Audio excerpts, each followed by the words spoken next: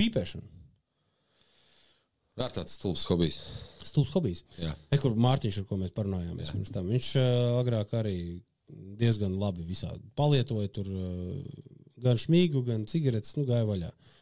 Un viņš, es teiktu, viņš gandrīz vai par kristieti palika. Tā, kad vārda tiešajā nozīmē visu nomet. Jā. Visu pilnībā. Un viņš man teica tā, iedzert vēl šad tad pietrūkst. Iedzert tam bija kaut kāda jēga. Tu paliec jautrs, tev ir labi, tev ir, ar čomiem tur, hi, visādi foršas lietas. Viņš saka, bet pīpēšanu vispār nesaprat, nafīgi es to darīju. Jo viņš teica, tā vispār nekāda pievienotā vērtība nav. Tas, ka tu vienkārši stāvi un kūpi smirdinies un naudu, izčakarē naudu un sačakarē veselību. Jā. Tas ir tas, ko viņš teica. Un tas man tā viņam tā baiga labi arī sanāca visu to tā salikt, to sakāmo tādā smukos soundbaitos, un es domāju, laba tēma.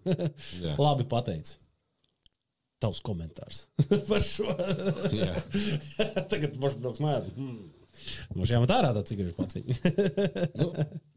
Kas ko tu tajā cigaretē atrodi un kā tu pats sev attaisno savu to netikumu?